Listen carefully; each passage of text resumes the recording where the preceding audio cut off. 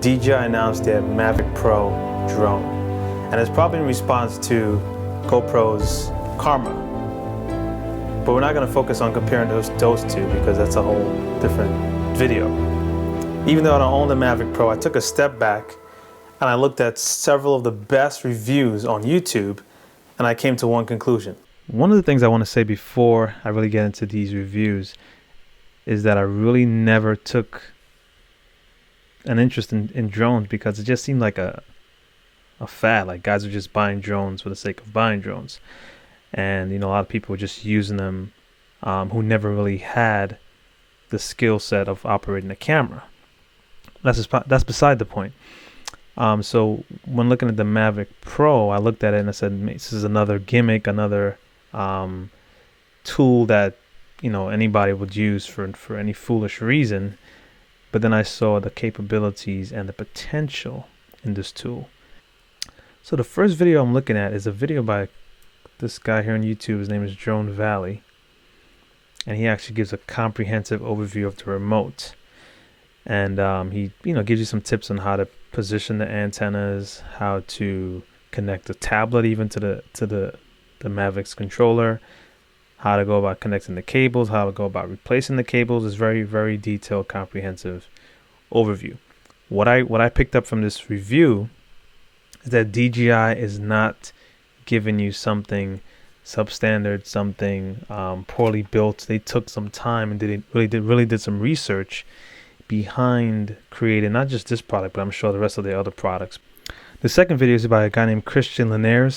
What I really like about this video, it's very simple, down to earth, practical. It's not as if he's a professional that does video reviews or that does drone reviews, anything to that effect. Average guy picked it up, and within less than 10 minutes, he's flying. He's operating the drone. He actually has full capabilities of it. I mean, that's the beauty of it. That's the simplicity behind it. And I believe that's important. You know, if you're going to be doing, even if you're doing it just for traveling purposes, or you're doing it for business, whether it be real estate, or if you're doing it for photography, you don't want something that's going to take you 15, 20 minutes to set up and, you know, the client's waiting or time's going, whatever the case might be. Something that's simple, it works, and it gets out of your way. One of the things that Christian kind of made clear is that this drone can actually hover at a very low level. Why am I talking about that? Why is that important for me?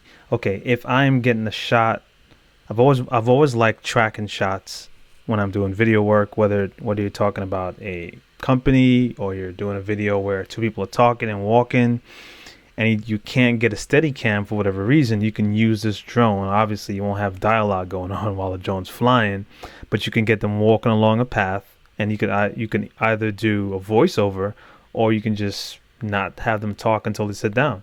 And so you can get a variety of shots. They don't always have to be over the head. And that's something that changed when I saw the DJI Mavic. It's small, meaning that it's going to get out of the way. You can even have it hover inside. You can get shots that you wouldn't normally get on a pair of tripods or in your hand. It's just really flexible. So that's another thing I learned: the flexibility, the size, and the low hovering. This reviewer, Jonathan Morrison, he does an excellent job. I would say 90% of his videos on YouTube are flawless in terms of the technical aspect of his videos.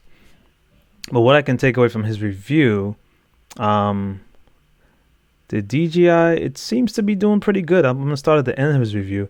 It does pretty good in low light. That's one thing that I would say, you know, when it comes close to dusk. I wouldn't fly it at midnight because obviously you need to see where you're going. And you also need to keep your eye on it so you know where it's going. But the low light capabilities are pretty decent. It's not like the Sony A7 in terms of low light, where you can pretty much see dusk. It looks like almost like late afternoon versus towards the nighttime. That's how good the low light is on A7. But this particular drone, you start to see that it's getting darker and darker. Now, this next reviewer, Philip Bloom, he's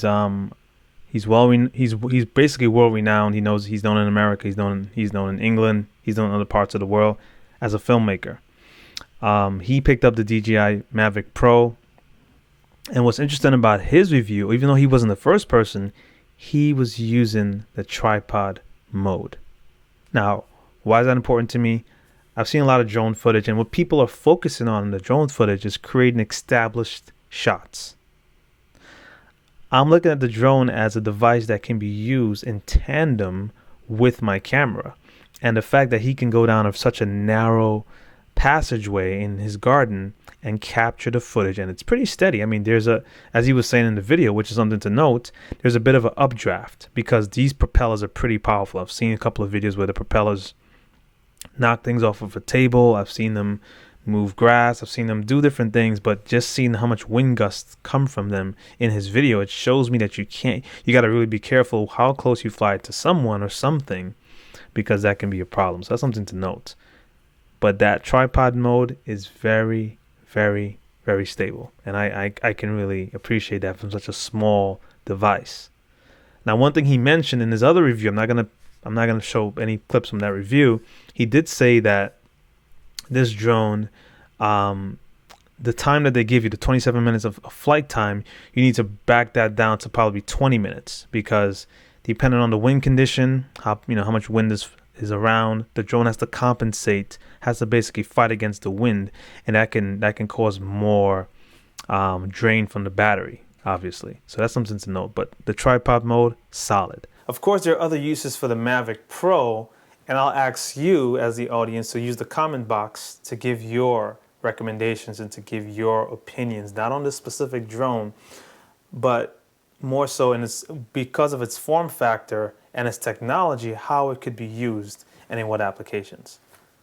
So this is Carlin Cromwell here from Seawall Classes. Again, this is where I teach technology to the creative professional. Until next time, guys, peace.